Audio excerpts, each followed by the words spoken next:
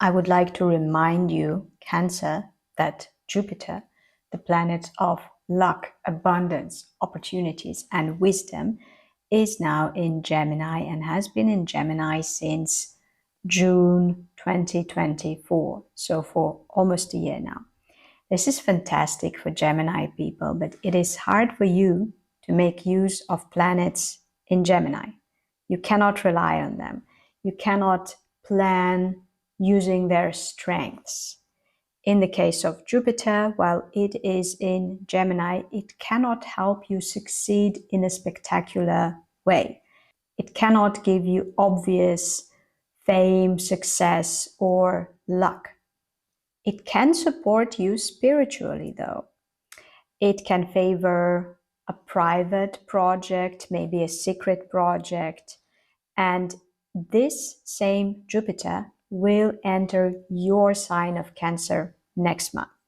It will spend around a year in your sign, during which you will be very much supported by Jupiter, and I will be all over it starting next month.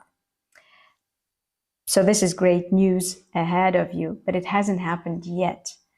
And let's talk about how to best use the time left before it happens. The most important sign at the moment in the sky is Aries. Neptune has entered Aries in the end of March. Venus is there helping it. Mercury is there helping it. Asteroid Chiron is also there, not very new, but another influence that's making Aries more important. And then at the end of May, Saturn will also join them. In your horoscope, Aries rules the area of your reputation, your career, your business, anything you do in your official and most visible role. And it is this area of your life that in the next 2 to 3 years, you will have to completely restructure, reimagine, reform.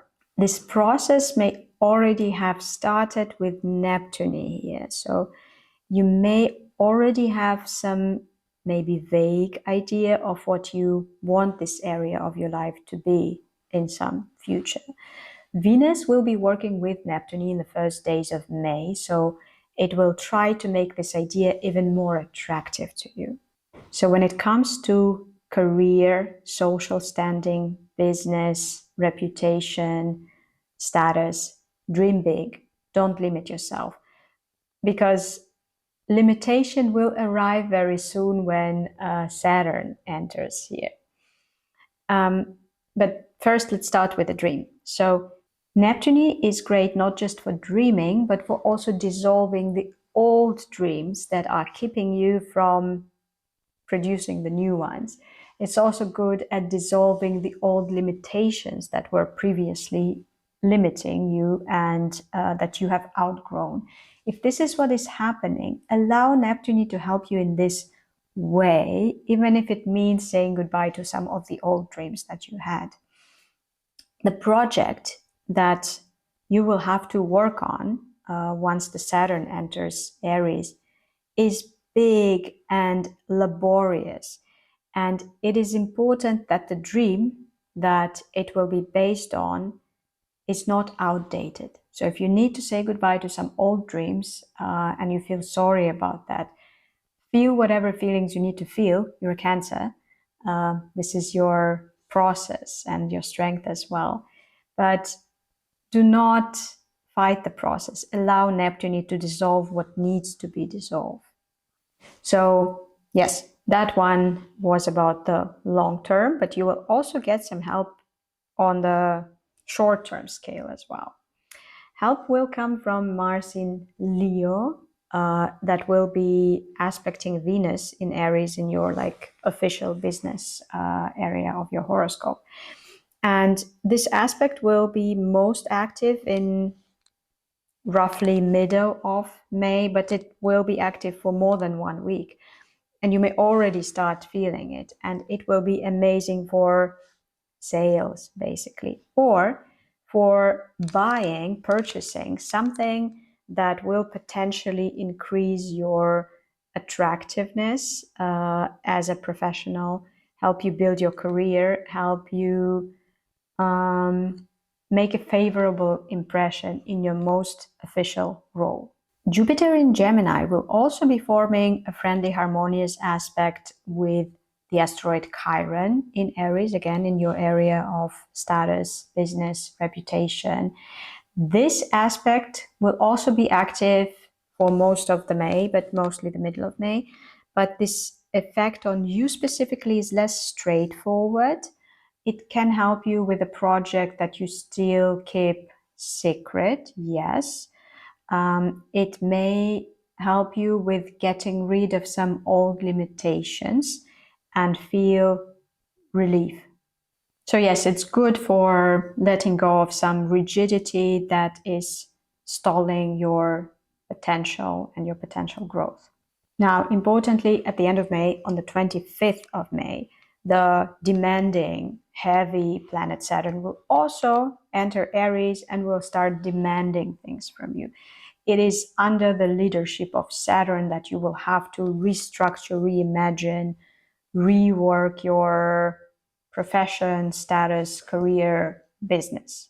And this process may start with a dream, and this is what I have been describing more or less, but it can also start with a loss, with a realization that the path that you have been envisioning for yourself is now closed to you forever, or, in practical terms, or that the dream you had, right, is not there anymore, doesn't work for you.